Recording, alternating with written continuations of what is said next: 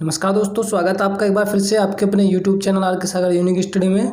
तो दोस्तों, जैसा आप कमेंट करके कह रहे थे कि सर काफ़ी दिन हो गए हैं हिंदी पैडागोजी की कोई क्लास नहीं आई है, तो जैसा आपने कमेंट किया उसी के मुताबिक आज मैं हिंदी पैडागोजी के 15 क्वेश्चन लेकर के आ गया हूँ। ये मान कर चलिए जो 15 क्वेश्चन है ये आपका मॉक टेस्ट है कि आपका 15 में से कितना स्कोर हुआ है, आपने कितने क्वेश्चन सही किए हैं। आप जो है ये कमेंट के माध्यम से हमें कमेंट बॉक्स में बताएंगे। तो चलिए शुरू करते हैं आज की क्लास। और उससे पहले मैं आपसे कहना चाहूँगा कि यदि आप चैनल पर नए हैं तो चैनल को सब्सक्राइब जरूर करें, बेल आइकन को प्रेस कर दें, जो ऑल वाला नोटिफिकेशन का ऑप्शन होता है उस पर क्लिक जरूर करें ताकि जो भी वीडियो अपलोड हो उसका नोटिफिकेशन सबसे पहले आपके पास तक आए। इसके अलावा यदि आपने हमारी जो पहली क्लासेज हैं जो संस्कृत पैडागोजी की हैं और जो हिंदी पैडागोजी की है, अगर वो नहीं देखे हैं तो उन सबका लिंक आपको वीडियो के नीचे डिस्क्रिप्शन में मिल जाएगा, तो वहाँ से आप देख सकते हैं। तो चलिए शुरू करते हैं आज की क्लास। तो देखिए पहला क्वेश्चन इसमें है भाषा का प्रयोग। तो जो भाषा का प्रयोग है वो कहाँ होता है, क्वेश्चन में ये पूछा गया है। फर्स्ट ऑप्शन है केवल बातचीत करने में होता है, सेकंड ऑप्शन है केवल परीक्षा में होता है, थर्ड वाला ऑप्शन है केवल पाठ्य पुस्तक में होता है, और जो लास्ट ऑप्शन हुआ है वो है जीवन के विभिन्न संदर्भों में होता है। तो देखिए जिन्होंने मेरी जो टैगवर्ड है, टैगवर्ड वाली जो वीडियो हैं पुरानी, जिन्होंने मैंने जो हिंदी पैडागोजी क्लासेस कराई हैं उनमें मैंने जो टैगवर्ड बताया है उन्होंने वो देखी हैं, तो उनको तो आंसर मिल गया होगा। तो देखिए जो भाषा का प्रयोग है, ठीक है, वो किस में होता है, केवल बातचीत करने में ही होता है? नहीं, ठीक है, बातचीत करने में होता है, परीक्षा में भी होता है, पाठ्य पुस्तक में भी होता है, इसके अलावा पढ़ने लिखने में, मतलब बहुत सारी जगह जो है जो भाषा का प्रयोग है वो होता है ना। तो आप ये कह सकते हैं कि जीवन के विभिन्न संदर्भों में होता है, ठीक है।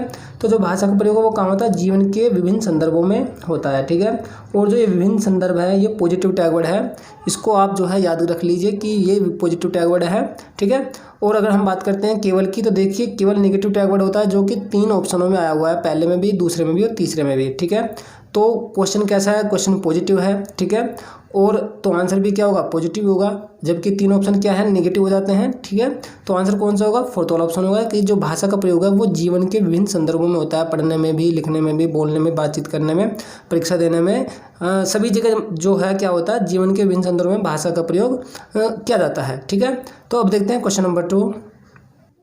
क्वेश्चन नंबर 2 है बच्चों की मौखिक भाषा का आकलन करते समय सबसे महत्वपूर्ण तरीका है, ठीक है। कौन सा है सबसे महत्वपूर्ण तरीका, यदि बच्चों की जो मौखिक भाषा है उसका आकलन यदि आपको करना है तो देखिए ये जो क्वेश्चन है ये तुलनात्मक क्वेश्चन है, इसमें आपको कंपेयर करना है कि कौन सा जो सबसे उपयुक्त ऑप्शन है वो सही है, ठीक है। देखिए पहला ऑप्शन है इसमें कविता पढ़वाना, सेकंड ऑप्शन है प्रश्नों के उत्तर सुनना, थर्ड है कहानी पढ़वाना, और लास्ट ऑप्शन है विभिन्न संदर्भों में बातचीत। तो अब आपको ये देखना है कि सबसे ज़्यादा चीज़ें किस में आई हुई हैं। तो देखिए यहाँ पर केवल कविता पढ़वाई जा रही है, इसमें केवल कहानी पढ़वाई जा रही है, उसमें केवल प्रश्नों के जो उत्तर हैं वो सुने जा रहे हैं, ठीक है। तो प्रश्नों के उत्तर भी यदि शिक्षक कोई सुनता है तो जो प्रश्न के उत्तर हैं बच्चों में क्या करता है, उन्हें रट लेता है, उनको सुना देता है, ठीक है। तो सबसे ज़्यादा जो मौखिक भाषा का आकलन का सबसे महत्वपूर्ण तरीका होगा वो कौन सा होगा, वो होगा विभिन्न संदर्भों में बातचीत, कि जो बच्चा है वो विभिन्न संदर्भों में जो है वो बातचीत कैसे करता है, ठीक है। तो आंसर होगा यहाँ पर फोर्थ वाला ऑप्शन। और क्वेश्चन यदि समझ आ रहे हैं, वीडियो अच्छी लग रही है तो वीडियो को प्लीज़ लाइक जरूर करें और अपने साथियों में वीडियो को ज़्यादा शेयर जरूर कर दीजिए, जो भी सीटेट एग्जाम इस बार दे रहे हैं उनके पास तक वीडियो को जरूर पहुँचाइए। तो देखते हैं क्वेश्चन नंबर 3। क्वेश्चन नंबर 3 में पूछा गया है अभिव्यक्तात्मक कौशल है, ठीक है। तो अभिव्यक्तात्मक कौशल कौन से क्वेश्चन में ये पूछा गया है। तो देखिए अभिव्यक्तात्मक का मतलब होता है जिनके द्वारा आप अपने विचार, अपनी बात को किसी दूसरे के सामने रख सकते हैं, किसी दूसरे व्यक्ति को समझा सकते हैं। तो अभिव्यक्तात्मक कौशल कौन से हैं, फर्स्ट ऑप्शन में है पढ़ना लिखना, सेकंड है सुनना बोलना, थर्ड वाला ऑप्शन है लिखना और बोलना, और लास्ट ऑप्शन है सुनना और पढ़ना। तो आप अपनी बात को किसके द्वारा व्यक्त कर सकते हैं, किनके द्वारा बच्चों को जो समझा सकते हैं। तो देखिए लिखकर और बोलकर, इन दोनों के द्वारा ही, इन दोनों कौशल के द्वारा आप जो है अपनी किसी की बात को जो है किसी दूसरे व्यक्ति को समझा सकते हैं, ठीक है। तो आप जो है लिखकर और बोलकर दोनों के द्वारा जो अपनी भाषा है उसको अभिव्यक्त कर सकते हैं। तो आंसर होगा यहाँ पर कौन सा option, third option. Question number 4 देखिए। क्वेश्चन नंबर 4 में है भाषा के कौशलों के संबंध में कौन सा कथन सत्य है। तो जो भाषा के चारों कौशल होते हैं, पढ़ना लिखना सुनना बोलना, ठीक है, सुनना बोलना पढ़ना लिखना, ये चारों जो कौशल होते हैं इनके विषय में कौन सा कथन सत्य है, ये क्वेश्चन में पूछा गया है। फर्स्ट ऑप्शन है सुनना कौशल सबसे कम महत्वपूर्ण है। तो देखिए जो सुनना कौशल होता है वो सबसे कम महत्वपूर्ण नहीं होता, तो पहला जो ऑप्शन है वो तो रॉन्ग हो जाता है, क्योंकि सुनकर ही जो सारी की सारी जो बातें हैं वो ग्रहण की जाती हैं, ठीक है। तो सुनना कौशल सबसे कम नहीं, सबसे ज़्यादा महत्वपूर्ण है। तो पहला ऑप्शन नहीं होगा। सेकंड ऑप्शन देखते हैं, भाषा के चारों कौशल अंतर संबंधित होते हैं। थर्ड वाला ऑप्शन देखते हैं, भाषा के कौशल एक ही क्रम में सीखे जाते हैं। और लास्ट ऑप्शन है, भाषा के चारों कौशल अंतर संबंधित नहीं होते हैं। तो इनमें देखिए सही आंसर कौन सा होगा। तो इनमें जो सही आंसर होगा वो होगा सेकंड वाला ऑप्शन, कि भाषा के जो चारों कौशल है वो अंतर संबंधित होते हैं। और आप क्या करें, आप जो इस लाइन को पूरा पूरा याद कर लीजिए, और जिस भी क्वेश्चन में ये लाइन ये पंक्ति आपको दिखाई दे वो आपका जो आंसर है वो सही होगा, यदि क्वेश्चन पॉजिटिव है तो, ठीक है। यदि क्वेश्चन में नहीं है तो ये जो आंसर है, ये जो ऑप्शन है वो बिल्कुल ठीक होगा। तो आपको ये लाइन बिल्कुल याद कर लेनी है कि भाषा के जो चारों कौशल हैं, सुनना, बोलना, पढ़ना और लिखना, ये चारों चारों क्या होते हैं, आपस में अंतर संबंधित होते हैं, इंटरकनेक्टेड होते हैं। तो आंसर होगा यहाँ पर सेकंड वाला ऑप्शन। क्वेश्चन नंबर 5 देखते हैं। क्वेश्चन नंबर 5 में पूछा जा रहा है कि बोलना सीखने के संदर्भ में कौन सा कथन सत्य है। तो फर्स्ट ऑप्शन है, सभी बच्चों की बोलना सीखने की गति एक समान होती है। तो क्या जो सभी बच्चे होते हैं उनकी बोलना जो सीखना है उसकी गति एक समान होती है? क्या बच्चे जो है एक समान गति से सीखते हैं? तो बिल्कुल नहीं, ठीक है। तो पहला ऑप्शन नहीं होगा, क्योंकि जो बच्चे के बोलना सीखने की गति है वो डिफरेंट होती है। कोई जल्दी सीखता है बोलना, कोई जो है देर से सीखता है, ठीक है। कोई बच्चा 1 साल में बोलना सीख जाता है, कोई बच्चा जो है 1.5-2 साल में भी बोलना सीखता है। तो सभी बच्चों की जो बोलने सीखने की गति है वो एक समान नहीं होती, तो पहला ऑप्शन होगा नहीं। यदि हम बात कर रहे हैं सेकंड वाले ऑप्शन की, कि बच्चे पुस्तक से पढ़कर जल्दी बोलना सीखते हैं, तो देखिए बच्चे पुस्तक से पढ़कर भी जल्दी बोलना नहीं सीखते हैं, ठीक है। क्योंकि जब तक जो बच्चे हैं जब बोलना वो सीखते हैं तो तब तक जो है उनको पुस्तक तो पढ़नी आती ही नहीं है। तो सेकंड वाला ऑप्शन भी नहीं होगा। थर्ड ऑप्शन की बात यदि हम करते हैं कि बड़े परिवार के बच्चों की बोलने की जो सीखने की गति है वो तेज़ होती है, तो ऐसा भी बिल्कुल नहीं है कि जो बड़े परिवार है उनके बच्चे जो हैं वो जल्दी से बोल लेंगे, उनकी जो बोलने की जो सीखने की गति है वो तेज़ होगी, तो ऐसा भी नहीं है। यदि हम बात करें फोर्थ वाले ऑप्शन की, कि कहने सुनने के अधिक यानी कि अधिक से अधिक अवसर मिलने पर बच्चे बोलना आसानी से सीखते हैं, तो बिल्कुल ठीक है। जितना बच्चे को कहने की और सुनने के ज़्यादा से ज़्यादा अवसर मिलेंगे उतने ही बच्चे जो है आसानी से बोलना सीखेंगे। तो आंसर होगा फोर्थ वाला ऑप्शन। क्वेश्चन नंबर 6 देखते हैं। उच्च प्राथमिक स्तर पर मुहावरे तथा लोकोक्तियों के संबंध में सबसे अधिक महत्वपूर्ण है। तो उच्च प्राथमिक स्तर की यहाँ पर बात की जा रही है, यानी कि 6 to 8 class, junior high school आप कह सकते हैं, ठीक है। तो उच्च प्राथमिक स्तर पर मुहावरे और जो लोकोक्तियाँ होती हैं उनके संबंध में सबसे ज़्यादा महत्वपूर्ण, सबसे अधिक महत्वपूर्ण इनमें से कौन सा तथ्य है। फर्स्ट ऑप्शन है, मुहावरे तथा लोकोक्तियों का अर्थ समझाने का प्रयास। सेकंड ऑप्शन है, संदर्भानुसार मुहावरे तथा लोकोक्तियों के प्रयोगों को समझना और उनका प्रयोग करना। और थर्ड वाला ऑप्शन है, मुहावरे तथा लोकोक्तियों का वाक्यों में प्रयोग करना। और जो लास्ट ऑप्शन है, व्याकरण में निपुणता प्राप्त करना। तो अब आप ये बताइए कि उच्च प्राथमिक स्तर पर जो मुहावरे और लोकोक्तियाँ वो जो है क्यों दिए जाते हैं, क्यों बच्चों को जो है वो सिखाए जाते हैं, ठीक है। तो देखिए, जो उच्च प्राथमिक स्तर है यानी कि 6 to 8 की जो क्लास है उस पर जो मुहावरे और लोकोक्तियाँ हैं, ठीक है, वो इसलिए बच्चों को जो है वो सिखाए जाते हैं ताकि जो बच्चे हैं वो संदर्भ के अनुसार, ठीक है, संदर्भ के अनुसार जो मुहावरे हैं और लोकोक्तियाँ हैं उनके प्रयोग को समझे और उनका जो है वाक्य में जो प्रयोग कर सकें, जो भी वो कोई बातचीत करने वहाँ पर उन्हें प्रयोग में ला सकें। तो आंसर होगा यहाँ पर सेकंड वाला ऑप्शन। और एक बात यहाँ पर आप ध्यान रखिए कि जो संदर्भानुसार है ये पॉजिटिव टैग वर्ड है। अगर किसी भी ऑप्शन में आपको संदर्भानुसार दिखाई देता है, क्वेश्चन पॉजिटिव है, तो यही वाला आंसर होगा, संदर्भ के अनुसार। क्योंकि जैसी परिस्थिति है उसके अकॉर्डिंग जो है कोई भी बच्चा जो अपने वाक्य को कुछ भी एवरीथिंग जो भी है, जैसे मुहावरे हो गए, लोकोक्तियाँ है, उनको क्या कर रहा है, वो प्रयोग कर रहा है और उनको जो समझ रहा है, ठीक है। तो आंसर कौन सा होगा इसमें, सेकंड वाला होगा ऑप्शन, ठीक है। तो संदर्भ अनुसार पॉजिटिव टैग वर्ड है, तो जो पॉजिटिव नेगेटिव है वो ऐसे मैं साथ के साथ बताता हुआ चल रहा हूँ इस क्लास में। और साथ ही में कल या परसों की क्लास में, और वो जो क्लास होगी अपलोड वो 6 बजे होगी, मैं नेगेटिव टैग वर्ड की और पॉजिटिव टैग वर्ड की एक क्लास लेकर के आऊँगा। उसमें से कुछ क्वेश्चन भी आपको बताऊँगा उसमें कि किस किस तरह के क्वेश्चन बनते हैं, ठीक है। तो 6 बजे या तो कल या फिर परसों 6 बजे क्लास में, ठीक है। क्वेश्चन नंबर 7, व्याकरण शिक्षण सबसे उपयुक्त विधि वह होती है जिसमें, तो इसमें पूछा गया कि जब व्याकरण शिक्षण है उसकी सबसे उपयुक्त विधि कौन सी होती है। तो देखिए, फर्स्ट ऑप्शन की हम बात करते हैं, बच्चे उदाहरणों से नियम की ओर जाते हैं। सेकंड ऑप्शन है, बच्चे सूत्रों को याद करते हैं। थर्ड ऑप्शन है, बच्चे नियमों से उदाहरणों की ओर जाते हैं। और लास्ट ऑप्शन है, बच्चे नियमों को रटते हैं। तो देखिए, याद करना, रटना, ये दोनों तो वैसे गलत हो जाते हैं। देखिए, ना तो सेकंड वाला ऑप्शन होगा ना ही फोर्थ वाला, बचा कौन सा, फर्स्ट और थर्ड वाला ऑप्शन बचा। तो देखिए, व्याकरण शिक्षण की जो सबसे उपयुक्त विधि होती है वह होती है जिसमें पहले उदाहरण प्रस्तुत किए जाएं, फिर उसके बाद में जो है नियम की ओर जाया जाए, ठीक है। और ये जो विधि होती है, ये जो छोटे बच्चे होते हैं उनके लिए सबसे ज़्यादा बेस्ट विधि होती है। यदि आपसे एग्जाम में पूछा जाए कि जो छोटे बच्चे हैं, प्राथमिक स्तर के बच्चे, उनके लिए बेस्ट विधि कौन सी है, ठीक है। तो कौन सी विधि होगी, आगमन विधि होगी, ठीक है। क्योंकि उदाहरण से नियम की ओर जब बच्चों को सिखाया जाता है तो बच्चे उदाहरण के माध्यम से क्या करते हैं, जल्दी सीख जाते हैं। तो आंसर कौन सा होगा, पहला ऑप्शन ही हो जाएगा यहाँ पर कि बच्चे उदाहरणों से नियम की ओर जाते हैं, ठीक है। तो ये व्याकरण शिक्षण की क्या होती है, सबसे उपयुक्त विधि मानी जाती है।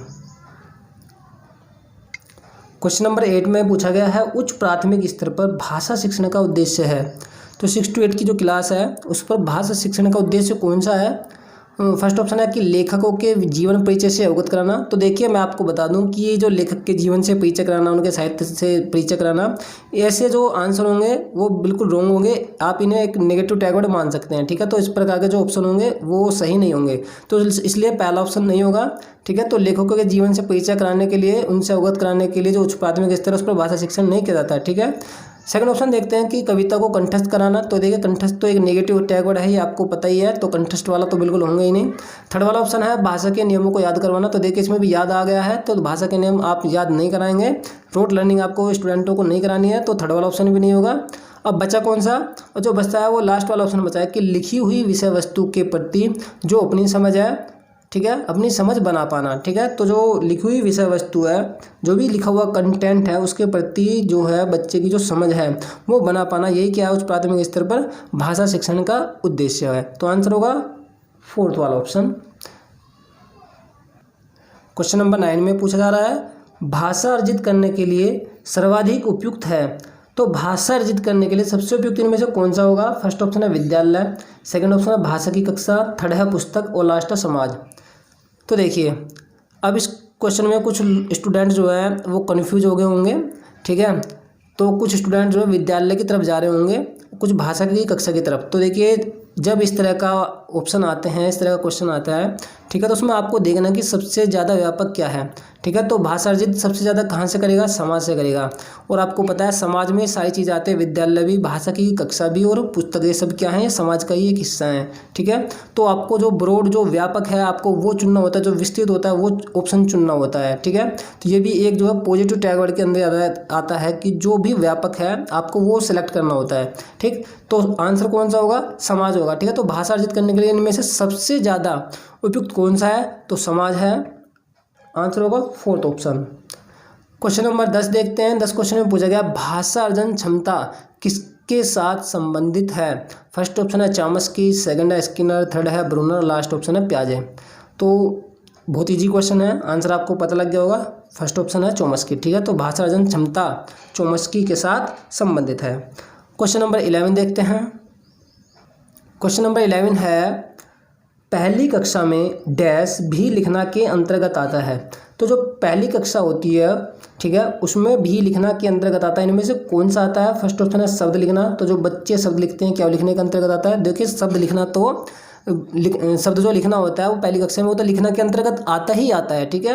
यदि हम बात करते हैं सेकंड ऑप्शन की अक्षर बनाना, तो देखिए अक्षर बनाना भी लिखने के अंतर्गत आता है। थर्ड ऑप्शन है चित्र बनाना और लास्ट ऑप्शन है वाक्य लिखना, ठीक है। यदि हम बात करते हैं तीनों के तीनों, देखिए ये तो जो है लिखने के अंतर्गत आते ही आते हैं, लेकिन उसने पूछा कि पहली कक्षा में भी, तो और कौन सा भी आता है जो लिखने के अंतर्गत आता है। तो देखिए हम बात करते हैं चित्र बनाना की। जो पहली कक्षा में जो स्टूडेंट होते हैं, छोटे छोटे बच्चे होते हैं, वो जो चित्र बनाते हैं, उल्टा सीधा जो भी चित्र बनाते हैं वो भी किसके अंतर्गत आता है, वो भी लिखने के अंतर्गत आता है, ठीक है। तो आंसर इसमें कौन सा होगा, थर्ड वाला ऑप्शन होगा कि चित्र बनाना भी जो है पहली कक्षा में वो लिखना के अंतर्गत आता है। तो देखिए हम बात करते हैं पहले सेकंड और फोर्थ की, ये तो लिखने के अंतर्गत आते आते हैं, लेकिन उसने पूछा भी यहाँ पर लग गया है, ठीक है। तो भी ये बता रहा है कि जो चित्र बनाना है वो भी लिखने के अंतर्गत आता है, ठीक है। तो कुछ स्टूडेंट सेकंड ऑप्शन के साथ जाएंगे, तो देखिए जो कि बिल्कुल रॉन्ग हो जाएगा, अक्षर बनाना। तो देखिए अक्षर बनाना बिल्कुल लिखने के अंतर्गत आता ही आता है, लेकिन उसने पूछा है कि पहली कक्षा में भी लिखने के अंतर्गत आता है, तो चित्र बनाना भी लिखने के अंतर्गत आता है, ठीक है। तीनों तो आते ही आते हैं, लेकिन ये भी आता है, ठीक है। तो वो तो आते ही हैं, ये तो सभी को पता है कि ये जो है लिखने के अंतर्गत आते हैं, लेकिन चित्र बनाना जो है ये सभी को नहीं पता। तो आप याद रखेंगे जो पहली कक्षा में जो स्टूडेंट होते हैं वो चित्र जो बनाते हैं, ठीक है, वो भी क्या आता है, लिखने के अंतर्गत आता है। तो आंसर थर्ड वाला ऑप्शन यहाँ पर हो जाता है। क्वेश्चन नंबर 12 है प्राथमिक स्तर पर पढ़ना सीखने में सबसे कम महत्वपूर्ण है। तो प्राथमिक स्तर की यहाँ पर बात की जा रही है, यानी कि प्राइमरी जो कक्षा है 1st to 5th क्लास वाली, उस स्तर की यहाँ पर बात की जा रही है। तो प्राथमिक स्तर पर पढ़ना सीखने में सबसे कम महत्वपूर्ण, तो यहाँ पर याद रखना आपको सबसे कम की बात यहाँ पर की जा रही है, सबसे कम महत्वपूर्ण कौन सा है। फर्स्ट ऑप्शन है संदर्भानुसार अर्थ, ठीक है। तो देखिए मैंने आपको बताया कि जो संदर्भ अनुसार है ये क्या है, पॉजिटिव टैग वर्ड है, ठीक है। तो इसमें जो मतलब जिसमें भी ये होगा वो क्या होगा, आंसर वो सही होगा, ठीक है। तो संदर्भ अनुसार जो मतलब जैसे भी संदर्भ है यदि उसके अनुसार अर्थ ग्रहण करते हुए चल रहे हैं, ठीक है, उसका अर्थ करते हुए चल रहे हैं, तो ये तो क्या हुआ, एक जो है पढ़ने का बहुत ही महत्वपूर्ण तरीका हो गया, ठीक है। तो इसलिए पहला ऑप्शन तो होगा नहीं क्योंकि उसने कम महत्वपूर्ण यहाँ पर पूछा, कंपेयर वाला क्वेश्चन है। सेकंड वाला देखिए अक्षरों की पहचान, ठीक है। थर्ड ऑप्शन है पढ़ने का उद्देश्य। तो देखिए पढ़ने का कोई ना कोई उद्देश्य तो होता है, बिना उद्देश्य के पढ़ाया नहीं जाता है, ठीक है। यदि हम बात करते हैं फोर्थ ऑप्शन की अनुमान लगाना, तो देखिए कुछ शब्द ऐसे होते हैं जिनका मान लीजिए अर्थ नहीं पता है, ठीक है, तो अनुमान लगा के भी क्या है, पढ़ा जाता है, ठीक है। यदि हम बात करते हैं अक्षरों की पहचान, तो देखिए ये जो अक्षरों की पहचान है ये जो है बहुत छोटी क्लास में मतलब नर्सरी LKG फर्स्ट क्लास में क्या जो है बच्चों को अक्षरों की पहचान हो जाती है, ठीक है। तो जो अक्षरों की पहचान है ये क्या है, प्राथमिक स्तर पर पढ़ना सीखने में सबसे कम महत्वपूर्ण है क्योंकि अक्षरों की पहचान जो है बच्चों को पहले ही हो चुकी होती है। यदि हम बात करते हैं संदर्भ के अनुसार अर्थ और पढ़ने का उद्देश्य और अनुमान लगाना, ठीक है, ये क्या है, ये ज़्यादा महत्वपूर्ण है, लेकिन अक्षरों की पहचान ये क्या है, ये सबसे कम महत्वपूर्ण है। तो आंसर कौन सा होगा, सेकंड वाला ऑप्शन होगा, अक्षरों की पहचान, ठीक है। कुछ स्टूडेंट किसकी तरफ जाएंगे, अनुमान लगाने की तरफ, जो कि गलत हो जाएगा। अनुमान लगाना जो है एक पॉजिटिव टैग वर्ड है, ठीक है। जहाँ भी अनुमान लगाना ऑप्शन आए वो ऑप्शन आपको सही मिलेगा, आप इस बात को याद रखिए। तो आगे देखते हैं नेक्स्ट क्वेश्चन। क्वेश्चन नंबर 13 में पूछा जा रहा है प्राथमिक स्तर की पाठ्य पुस्तक में कार्टून, भाषण, विज्ञापन आदि बच्चों के भाषा क्षमता विकास में डैश है। तो देखिए क्वेश्चन में पूछा गया है जो प्राथमिक स्तर है कक्षा 1 से 5 की क्लास जो होती हैं उसमें जो पाठ्य पुस्तक है उसमें कार्टून होते हैं, ठीक है, भाषण होते हैं, विज्ञापन, कुछ एडवर्टाइजमेंट छपे होते हैं। तो बच्चे के भाषा की क्षमता के विकास में क्या होते हैं, बाधक होते हैं, निरर्थक होते हैं, अनुपयोगी होते हैं, सहायक होते हैं, क्या होते हैं। तो देखिए जो प्राथमिक स्तर होता है उसमें जो पाठ्य पुस्तक होता है उसमें जो कार्टून होते हैं, भाषण, विज्ञापन, ये सब होते हैं, क्या होते हैं, ये जो बच्चों को भाषा की क्षमता उसके विकास में क्या होते हैं, सहायक होते हैं, ठीक है। मान लीजिए कि जो बच्चों को पढ़ना नहीं आता तो वो कार्टून को देखकर, विज्ञापन को देखकर वो क्या थोड़ा सा उसमें जो अनुमान लगा सकता है आखिर इसका अर्थ क्या है। साथ ही अब अगर हम यहाँ पर टैग वर्ड की बात करें तो देखिए बाधक, निरर्थक, अनुपयोगी तीनों ही निगेटिव टैग वर्ड है, ठीक है, जबकि क्वेश्चन कैसा है, पॉजिटिव है। तो आंसर में पॉजिटिव कौन सा है, फोर्थ वाला ऑप्शन ये सहायक है, ठीक है। तो आंसर कौन सा होगा, फोर्थ वाला ऑप्शन सहायक है। और अगर क्लास अच्छी लग रही है अभी तक वीडियो को लाइक नहीं किया तो लाइक ज़रूर कर दें और कम से कम आपको जो है 10-10 अपने साथियों में इस वीडियो को शेयर करना आप सभी को। तो देखते हैं क्वेश्चन नंबर 14 क्वेश्चन में पूछा गया है कई बार बच्चे जब स्कूल आते हैं तो 2 या 3 भाषाओं को डैश और बोलने की क्षमता से लैस होते हैं।